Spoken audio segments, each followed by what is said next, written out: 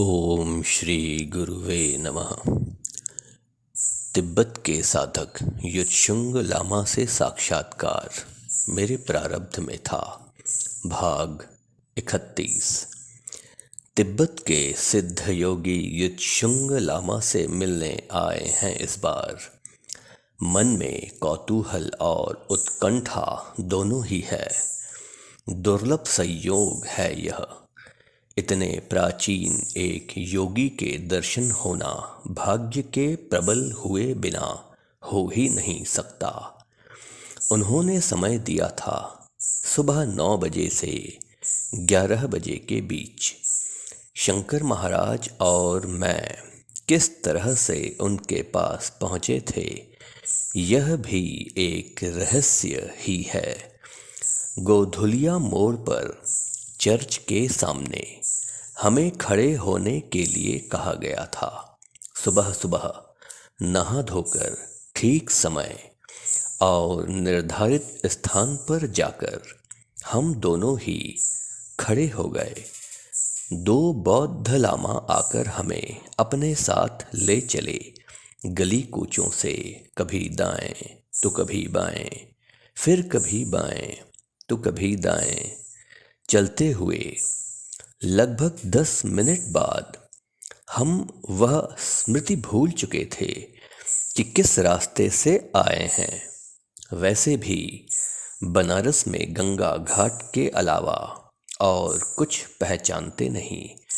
उस पर भूल भुलैया के बीच से गुजरते समय मन में यही बात आ रही थी कि यहाँ से वापस लौट पाएंगे भी या नहीं। इसके बाद जहाँ जाकर हम लोग खड़े हुए वह एक भग्न जीर्ण शीर्ण तरह की ईंटों का बना जर्जर स्तूप की तरह का मकान था। वहाँ आसपास कोई भी नहीं था। साथ में चलने वाले लामा तिब्बत वे नहीं थे। संभवतः श्रीलंका से आए थे वे लोग।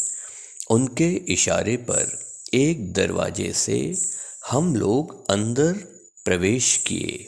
दरवाजों में पल्ले जैसा कुछ था ही नहीं। बाहर से देखने पर लग रहा था जैसे यह कोई भुतहा मकान है। मन में आया ही नहीं कि 100 सालों के दौरान भी यहाँ कोई रहा होगा। आज भी यह सोचा ही नहीं जा सकता कि कोई इंसान यहाँ रहता भी होगा। ये कहाँ आ गए हम मन में ही स्वयं से सवाल कर लिया। ये तो एक निर्जन खंडहर है। कहीं हमारी बलि तो नहीं दी जाने वाली है।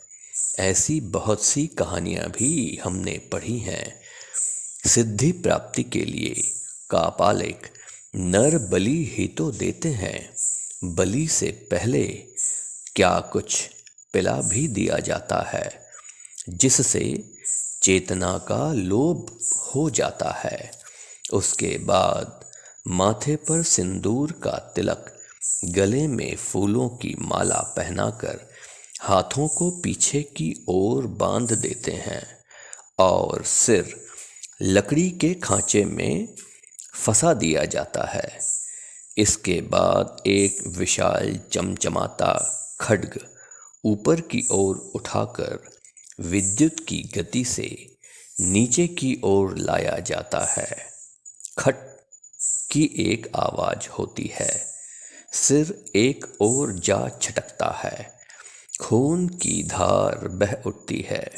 दूसरी ओर धड़ कुछ देर तड़पता है। दोनों पैर कुछ क्षणों के लिए थर-थर कांपते हैं। इसके बाद सब कुछ शांत। फिर देवी माँ को भोग। तब क्या वैसी ही परिणति हमारी भी होने वाली है। लेकिन ये दोनों लामा तो कापालिक की तरह दिखाई नहीं पड़ रहे। बिल्कुल निरीह और भले मानुष प्रतीत हो रहे हैं। चेहरा भी इनका शांत और सौम्य है। त्रिशूल अथवा खड्ग कुछ भी तो इनके हाथों में नहीं है। तब भी देखने भर से सब कुछ रहस्यमय सा समझा जा सकता है।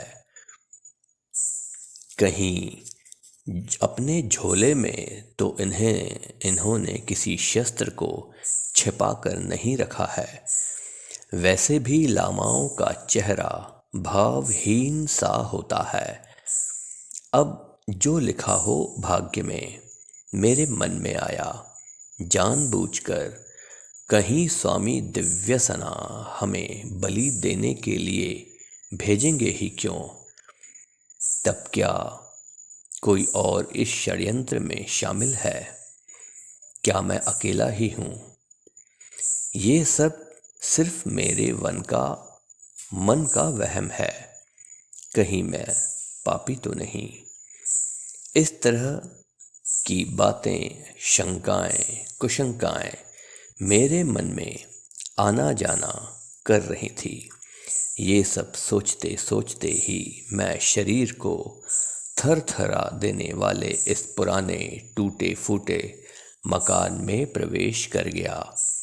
रास्ते के बारे में जहाँ तक मुझे याद आता है, मुख्य मार्ग से बाईं ओर मुड़कर पहली गली में प्रवेश किए थे हम लोग। उसके बाद सब कुछ भूल भुलैया सा हो गया। पीछे मुड़कर दोनों लामाओं ने चलते चलते हमें देखा। हम दोनों उनके पीछे चलते जा रहे थे। अपने आप को मैं जितना समझाने का प्रयास कर रहा था कि भय का कोई कारण ही नहीं, लेकिन मन से आशंका मिट ही नहीं रही थी। शेष अगले अध्याय में।